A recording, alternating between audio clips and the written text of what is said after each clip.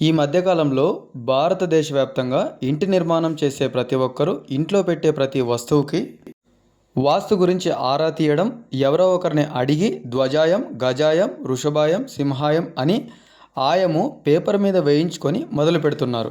ఇప్పుడు నిర్మించే లేదా ఎప్పుడో నిర్మించిన ప్రతి ఇంటికి కుటుంబ సభ్యులను ఆలోచింపచేస్తున్న, వేధిస్తున్న, భయపెడుతున్న సమస్య వాస్తు సమస్య అని ఎందుకన్నానంటే, తెలియని వాళ్లకు అది భయంగానూ, తెలిసిన వాళ్లకు కొంత కన్ఫ్యూజన్గానూ ఉంటుంది. ఉన్నవి 4 దిక్కులు, 4 మూలలు, అన్నీ ఒక్కటే, అన్నీ సమానమే. ఎలా సమానమవుతాయి అని మీకు డౌట్ రావచ్చు. అందరూ నమ్మే దైవం అన్ని చోట్ల ఒకే దిక్కుకు కట్టారా, లేదా అక్కడ ఉన్న స్థలం రోడ్డు ఉన్న దిక్కుకు కట్టారు? అక్కడ ఏది సౌకర్యమో అదే చేశారు. కులం, మతం, ప్రాంతం ఈ ప్రపంచంలో ఏదైనా అయిండొచ్చు. అన్నీ కూడా ఈ నిర్మాణాలన్నీ మనుషుల కోసమే. ఎవరు ఏ దిక్కున ఇల్లు కట్టినా ప్రతి ఇంటి మీద సూర్యకిరణాలు పడుతున్నాయా లేదా? వాస్తు అంటే వాస్తవం. వాస్తవంగా ఇంట్లో ఏ వస్తువు ఎక్కడ, ఎలా, ఎందుకు ఉండాలి అనేది ఒక క్రమ పద్ధతిలో ప్రతి వస్తువు ఉండడానికే ఒక ప్లాన్ పేపర్ వేయించుకుంటున్నాం. దీంట్లో దిక్కు ఏదైనా అయిండొచ్చు, కొలత ఏదైనా అయిండొచ్చు. ఆ ఇంటికి గాలి, వెలుతురు, సౌకర్యం అవసరం. వీటితో పాటుగా ఇంట్లో ఉండే ఏ వస్తువు కూడా నడవడానికి, ప్రతిరోజు ఊడవడానికి సౌకర్యంగా అడ్డు రాకుండా ఉంటే చాలు. అదే అద్భుతమైన వాస్తు. ఈ ప్రపంచంలో ఎవరు ఏ నిర్మాణం చేసినా అది మనుషులు నివసించడానికా, పని చేసుకోవడానికా, చదువుకోవడానికా, అన్నింటిలోనూ మనుషులే ఉంటున్నారు.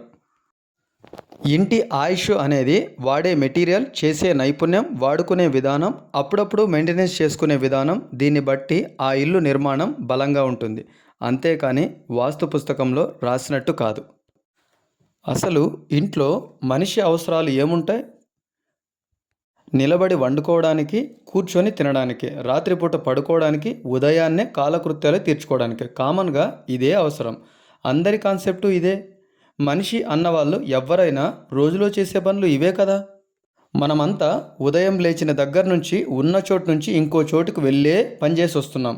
ఈ పని కోసం ప్రతిరోజు ప్రతి ఒక్కరూ రోడ్డు మీద ప్రయాణం చేసేటప్పుడు చాలా జాగ్రత్తగా డ్రైవ్ చేస్తూ వెళ్తున్నాం. ఎందుకు? ఎలా పడితే అలా వెళ్తే ప్రమాదం జరుగుతుంది కాబట్టి.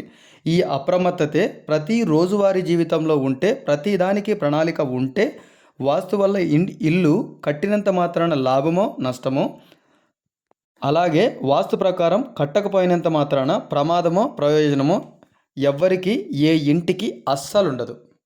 ఇలా వాస్తు గురించి అన్ని సందేహాలకు పూర్తి వీడియో మార్చ్ 30 ఆదివారం ఉగాది పండుగ రోజు రిలీజ్ చేస్తున్నాను. ఈ వీడియోతో పూర్తి సమాచారం, సమాధానం రెండూ మీకు లభిస్తాయి. ఇదంతా అపోహ లేదా నిజమా, వాస్తవమా, వాస్తులో ఎంత అనేది ఆ వీడియోలో ఫుల్ క్లారిటీ వచ్చేస్తుంది.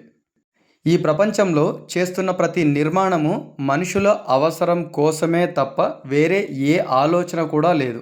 అది సందర్భాన్ని బట్టి ఉంది, అంతే.